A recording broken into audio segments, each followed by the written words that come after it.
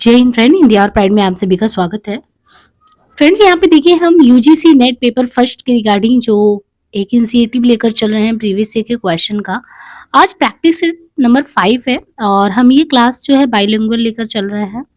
उम्मीद है कि इसके प्रीवियस के जो भी आपने सेट लगाए होंगे, आपने देखा होगा कि किस प्रकार के क्वेश्चन का पैटर्न एनटीए के द्वारा पूछा जाता है। तो जो आपका रिसर्च मैथोडोलॉजी है, यानी शिक्षण नहीं बल्कि हम कहेंगे कि जो शोध पद्धति है, शोध पद्धति में जो आपका पहला टॉपिक होता है शोध संबंधी, उसमें ये क्वेश्चन है 40 नंबर 1 की जो आपका रिसर्च होता है उसके निम्नलिखित सोपानों में से किसकी सृजनशीलता और कल्पना की परिधि इनमें से सबसे बड़ी होती है। यानी कई चरणों में जब आप रिसर्च करते हैं तो the scope for creativity and imagination is largest in which of the following step. इसमें किसकी सृजनशीलता, क्रिएटिविटी या इमेजिनेशन सबसे जो है परिधि में बड़ा होता है। पहला, defining and deciding the procedure for sampling, प्रतिदर्श प्रतिचयन की पद्धतियों को परिभाषित करना और उनका निर्धारण करना। दूसरा, identifying and defining the research problem, शोध समस्या की पहचान करना और उसे परिभाषित करना। इसके बाद सी, परिमाणात्मक विधियों का उपयोग करते हुए प्रदत्त विश्लेषण और निर्वचन, यानी data analysis using quantitative methods and interpretation. और चौथा है hypothesis making and hypothesis testing, परिकल्पना निर्माण और परिकल्पना परीक्षण। यानी जब भी कोई स्टूडेंट रिसर्च करता है तो रिसर्च में इसमें सबसे बड़ा काम क्या करता है, जब वो सैंपल को इकट्ठा करता है या कोई भी जो रिसर्च करना है, उस रिसर्च का जो प्रॉब्लम है कि हमको किस पे जो है सॉर्ट आउट करना है, समाधान प्रस्तुत करना, उसको कंफर्म कर ले, वो सबसे बड़ी चीज होती है। या कौन से मेथड है, डेटा एनालिसिस के मेथड का यूज करते हुए वो अपना जो करना है वो कंप्लीट करता है। या जो लास्ट में हाइपोथेसिस मेकिंग या हाइपोथेसिस टेस्टिंग होता है, तो क्या होता है इसमें देखिए जो रिसर्च होता है, रिसर्च में सबसे इंपॉर्टेंट रोल अदा करने वाला आपका है परिकल्पना। जो आप हाइपोथेसिस बनाते हैं, मेकिंग हाइपोथेसिस, और हाइपोथेसिस का जो टेस्टिंग करते हैं, ये अगर कहें तो क्रिएटिविटी के स्तर पे या इमेजिनेशन के स्तर पे सबसे बड़ा होता है। कई सोपान हमने देख लिया कि आपको यूज करना है, पहले सबसे पहले प्रॉब्लम को आइडेंटिफाई करना है, डेटा सैम्पलिंग करनी है, कलेक्टिंग करनी है, सब करना है। लेकिन एट द एंड आपका जो हाइपोथेसिस मेकिंग है वो जो है आपका क्रिएटिविटी और जो है आपका इमेजिनेशन का सबसे बड़ा परिधि होता है। सेकंड क्वेश्चन, त्रिभुजन वाला क्वेश्चन आपने देखा, इसके पहले भी ट्रायंगुलेशन का कई बार आया है। ट्रायंगुलेशन में तीन चीजें हैं, कोरिलेट करके एक दूसरे से अंतर संबंध स्थापित करके चीजों को फाइंड आउट किया जाता है। In a research project using triangulation approach which of the following can form part of the investigation on study parental participation attitude and problem. त्रिभुजन उपागम का प्रयोग करने वाली शोध परियोजना में कौन अभिभावक की भागीदारी, अभिवृत्ति तथा समस्याओं के अध्ययन पर जांच का भाग बन जाता। अब यहाँ पे आपको क्या क्या चीजें इन्होंने दिया है, इन्वेस्टिगेशन ऑन स्टडिंग, दूसरा पेरेंटल पार्टिसिपेशन, तीसरा एटीट्यूड एंड प्रॉब्लम। ये तीनों के बारे में इन्होंने कहा कि आपको बताना है। ट्रायंगुलेशन जो है, जो ट्रायंगुलेशन है उनमें जो है आप जो है इन तीनों को अगर देखें तो इन तीनों में से जोड़ के देखेंगे तो उसका जो है यहाँ पे अगर उत्तर देखें तो हाँ, यहाँ पे उत्तर देखें तो इससे क्या निकल के आता है। तो साक्षात्कार, प्रेक्षण और केंद्रीय समूह चर्चा किसी शोध अध्ययन के त्रिभुजन उपागम का भाग बन सकते हैं। साक्षात्कार, प्रेक्षण और केंद्रित समूह चर्चा, तीन चीजें। मतलब कभी भी आप देखिए कि किसी का इंटरव्यू ले रहे हैं, ऑब्जर्वेशन कर रहे हैं उसको, और कोई केंद्रित समूह चर्चा में शोध में भाग ले रहा है, तो ये एक ट्रायंगुलेशन फॉर्म बनता है। इंटरव्यू लेना आपका ऑब्जर्वेशन है, और आप कह सकते हैं कि सेंटर्ड अप्रोच में जो है केंद्रीय समूह चर्चा डिस्कस हो रहा है, वो एक ट्रायंगुलेशन का ये फॉर्म बन सकता है। 43 नंबर क्वेश्चन कहता है कि सामान्यीकरण, आपने जनरलाइजेशन सुना होगा, जो एक पॉसिबिलिटी फॉर जनरलाइजेशन यानी सामान्यीकरण योग्यता है, उसके लिए संभावना की खोज पर केंद्रित होने के साथ निम्नलिखित में से कौन सा रिसर्च का प्रकार है जो मुख्यतः सैद्धांतिक प्रगति के प्रयोग पर। यहाँ पे बहुत ही ध्यान देना है कि इसने क्या कहा है, सिद्धांत की बात की है। Which of the following research form aims primarily, प्राथमिक रूप से at application of theoretical advances with an eye on exploring the possibility for generalization। वो रिसर्च में हम लोगों ने पहले ही पढ़ा था टाइप ऑफ रिसर्च में, जैसे है कि फंडामेंटल रिसर्च होता है, इवेलुएटिव रिसर्च होता है, एक्शन रिसर्च होता है, अप्लाइड फॉर्म में रिसर्च होता है। तो वो फंडामेंटल हो, इवेलुएटिव हो, एक्शन रिसर्च हो या अप्लाइड रिसर्च हो, इन रिसर्च के बारे में आपको यहाँ पे बताना था। तो जो अप्लाइड रिसर्च होता है, यहाँ पे देखिए आपको क्लियर कट कहा है कि सामान्यीकरण योग्यता के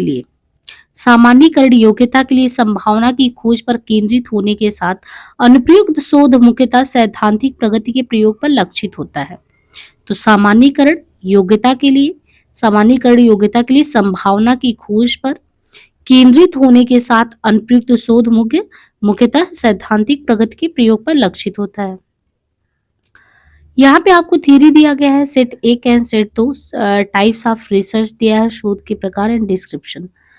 टाइप्स ऑफ रिसर्च में आपसे पूछ रहा है कि फंडामेंटल रिसर्च है, एक अप्लाइड रिसर्च होता है, एक्शन रिसर्च होता है, और इनके कार्य भी दिए हैं सामने उनके, और केस स्टडी रिसर्च व्यक्ति अध्ययन शोध कहते हैं। इनके अलावा हाँ, यहाँ पे आपको उन ऑप्शन को सुमेलित करना था कि कौन सा रिसर्च किस टाइप का है। अभी तक तो ये आइडिया हो ही गया होगा कि रिसर्च का जो टाइप है उससे बहुत ज्यादा क्वेश्चन आता है। इसका मतलब आपके रिसर्च टाइप के डेफिनेशन अगर क्लियर हो तो आप इनको मतलब रिसर्च यानी यूनिट सेकंड से क्वेश्चन को बहुत ही आसानी से सॉल्व कर सकते हैं।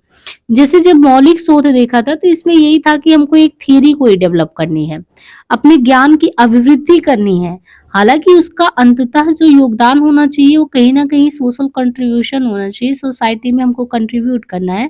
बट जो एम है, जो हमारा फंडामेंटल रिसर्च का एम है, वो हमको एक थ्योरी, एक सिद्धांत निर्माण के माध्यम से अपनी जो ज्ञान कोश है उनमें अभिवृद्धि कर रहा, और अंततः अभिवृद्धि करके वो समाज में हमको योगदान भी देना है।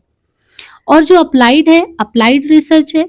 अप्लाइड रिसर्च तो आपने देखना है कि कोई भी ऐसी सिचुएशन आपको क्रिएट किया गया जिसमें आपके पास अगर थियरी है, आपका खुद का एप्लीकेशन, जिन भी थियरी को अप्लाइड फॉर्म में लाना है, उन संभावनाओं की तलाश करनी है। यानी एक तरीके से आप कह सकते हैं ना कि प्रैक्टिकल अप्रोच, आपको एक सिचुएशन दे दिया जाए और सत्य या सिद्धांत का अनुप्रयोग करके आपको उसमें क्या संभावनाएं हो सकती हैं उनका खोजबीन करना है। इसके बाद जो है आपका एक्शन रिसर्च। एक्शन रिसर्च हस्तक्षेप आधारित सुधारात्मक पहल है। एक्शन रिसर्च में हस्तक्षेप करके उसके आधारित सुधारात्मक पहल है। व्यक्ति अध्ययन सोच ये क्या है? विशिष्टताओं पर केंद्रित गहन अध्ययन। तो व्यक्ति अध्ययन शोध जो है वो विशिष्टताओं पर केंद्रित गहन अध्ययन है। निम्नलिखित में से किसमें शोध की विधियों एवं प्रक्रिया में अपेक्षाकृत अधिक नम्यता लचीलापन पाई जाती है? निर्जातीय एवं घटनावृत्तिक अध्ययन यानी ethnography and phenomenology, descriptive survey and impact studies, या experimental and observation based study, या ex post facto and historical studies, जिसको हम कार्योत्तर एवं ऐतिहासिक अध्ययन कहते हैं। तो यहाँ पे हमें बहुत ही बारीकी से इसको समझना है कि इन्होंने कहा है कि कौन सा ऐसा रिसर्च आप अपनाएंगे जो अपेक्षाकृत और से देखें वो ज्यादा ही लचीला है। तो लचीला कौन है? एथनोग्राफी, यानी कहीं के भी हम संस्कार, समाज के रहन सहन, खान पीन, ये सब देखना चाहते हैं, जिनको हम कहीं ना कहीं ये कह सकते हैं कि वो एथनोग्राफिक है। निर्जातीय या घटनावृत्तिक अध्ययन है तो उसी में किया जाता है। देखिए, निर्जातीय शोध एवं घटनावृत्तिक अध्ययन शोध की विधियों एवं प्रक्रिया में शोधकर्ता को अपेक्षाकृत अधिक नम्यता लचीलापन पाया जाता है। निर्जातीय शोध एवं घटनावृत्तिक अध्ययन दोनों ही गुणात्मक शोध के प्रकार है। यानी निर्जातीय शोध करिए या घटनावृत्तिक अध्ययन करिए, दोनों ही कैसे हैं? गुणात्मक शोध के प्रकार है। इसके बाद आपको क्वेश्चन नंबर 46 में यहाँ पे देखिए, विच of the following method of acquiring knowledge saves time and effort. कौन सा ऐसा मेथड है रिसर्च में जिसमें रिसर्चर के लिए ज्ञान प्राप्त की विधियों में से निम्नांकित में से समय और प्रयास, यानी उसका टाइम भी बच रहा है और एफर्ट भी बच रहा है, मितव्ययी है ना? पार्ट ऑफ नहीं, ये कह रहा है कि एक्वायरिंग नॉलेज सेव टाइम आपका बचाता है। पार्ट ऑफ रिसर्चर कौन सा है?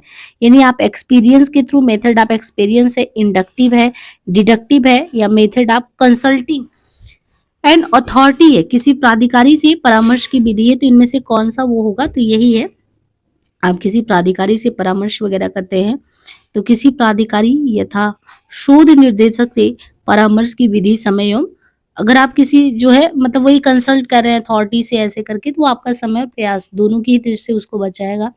शोध निर्देशक प्राय एक अनुभवी व्यक्ति होता है। शोध अगर आपको कोई भी व्यक्ति जो है आप किसी से कंसल्ट कर रहे हैं, वो व्यक्ति आपको निर्देशित कर रहा है, तो वो तो एक अनुभवी व्यक्ति होगा।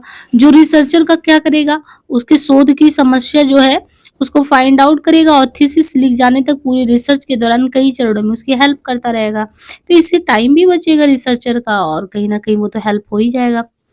अच्छा, शोध साहित्य में कमियों की पहचान करना, अनुसंधान प्रश्नों की पहचान करना एक प्रमुख तरीका है। इसमें रिसर्च का जो साहित्य का उसमें कमी की पहचान करना वो कैसे, क्या अर्थ है इसका मतलब कि न्यूनतम रूप में कुल अनुसंधान अनुच्छेद को चिन्हित करना, दो अनुसंधान की पृष्ठभूमि में कमी को पहचानना, अनुसंधान के क्षेत्र में असंगत निष्कर्षों की पहचान करना, प्रतिदर्श और समग्र की विशेषता, मतलब ये क्या है? तो इसमें देखिए दो चीजें हैं।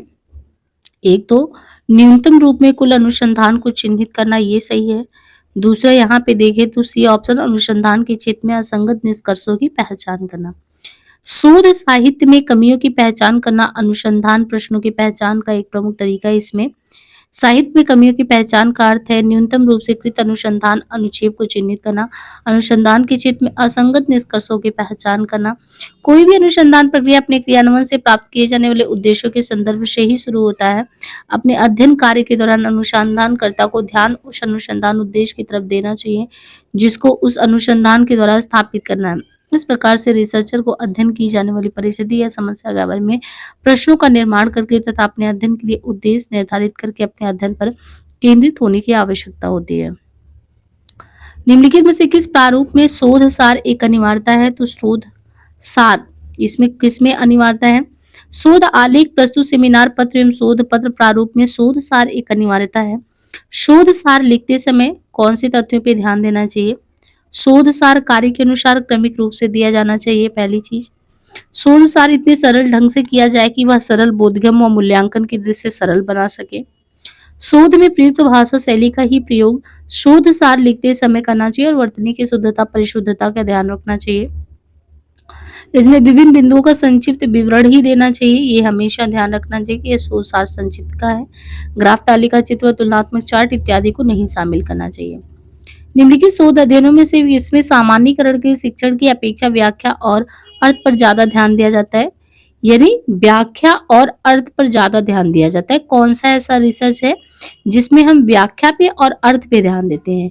तो वो ऐतिहासिक है, सर्वेक्षण है, दार्शनिक अध्ययन है, निजातीय है, प्रकल्पना निगमनात्मक है, कार्योत्तर अध्ययन है। इनमें से कौन सा अध्ययन ऐसा है? तो यहाँ पे देखिए जो डी ऑप्शन है वो राइट है, क्योंकि यहाँ पे जो आपका दार्शनिक अध्ययन है उस पे भी चीजों को व्याख्यायित करने पे, और निजाती में तो आप जो है किसी भी समूह को लेके उसको डिफाइन करते ही हैं, और ऐतिहासिक भी बिल्कुल ऐसा है। तो रिसर्च की उसमें देखें तो जो रिसर्च में ऐतिहासिक हिस्टोरिकल जो हम रिसर्च करते हैं, कोई भी फिलोसफिकल रिसर्च करते हैं या कहीं ना कहीं एथनिक ग्रुप का रिसर्च करते हैं, उसमें जनरलाइज वे में हम उन चीजों को समझते हैं और एनालिसिस करके वही रिप्रेजेंट करते हैं, व्याख्या करते हैं।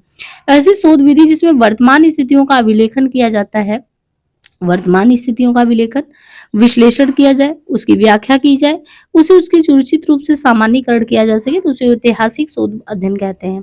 डाक से प्रेषित अवलोकन, साक्षात्कार तथा सामूहिक प्रश्नावली किसके स्रोत है? आपने डाक से प्रेषित अवलोकन है, आपका साक्षात्कार है तथा सामूहिक कोई प्रश्नावली है, वो इन कौन सी मतलब कि किसके एग्जाम्पल में आते हैं? वो प्राथमिक स्रोत है, द्वितीयक स्रोत है, या कह सकते हैं तृतीयक है या व्यक्तिक है, इसमें ये समझना है। तो देखिए समंग के आंकड़ों को संकलित करने के मुख्यतः स्रोत कौन होते हैं? प्राथमिक होता है, द्वितीयक। आंकड़ा संकलित करने के प्राथमिक स्रोत के तहत डाक से प्रेषित प्रश्नावली, यानी डाक से हमने प्रश्नावली भेजा, डाक से प्रेषित जो प्रश्नावली है, अवलोकन है, साक्षात्कार है, सामूहिक प्रश्नावली, यानी जब हम डेटा कलेक्ट करते हैं उसमें जो हमारा प्राइमरी सोर्स है उसके तहत क्या आता है? प्राइमरी सोर्स में है कि हमने डाक से कोई प्रश्न भेजा, अवलोकन किया, साक्षात्कार किया, सामूहिक प्रश्नावली की, ये सब आता है। जबकि मैगजीन है, समाचार पत्र है, सरकार है, इसके द्वारा जो भी आंकड़े प्रस्तुत किए जाते हैं वो समंग संकलन के द्वितीय स्रोत में आते हैं। यानी मैगजीन में कुछ आया, समाचार पत्र में आया, गवर्नमेंट ने किया, तो वो तो द्वितीयक स्रोत है। और हमने पहले स्रोत में कोई प्रश्नावली, अवलोकन, साक्षात्कार, सामूहिक प्रश्नावली भेजा, तो वो सब इसमें पहले में आता है। तो उम्मीद है कि ये आपने 10 क्वेश्चन किए होंगे तो बहुत ही ज़्यादा आपका हेल्प होगा इससे, और हम लगातार इस सीरीज को चलाते रहेंगे। बस आप लोग ना चैनल को लाइक शेयर सब्सक्राइब करना ना भूलें। जो भी स्टूडेंट टियर 1 होने वाले हैं उन तक ये ज़रूर शेयर करें, है ना? चैनल पे अपना विश्वास बनाए रखें। बहुत ही जल्दी हम इसके कॉन्सेप्ट को भी करेंगे। हम यहाँ पे क्वेश्चन का एनालिसिस इसलिए कर रहे हैं ताकि आप समझ पाओ कि क्वेश्चन का क्या लेवल होता है।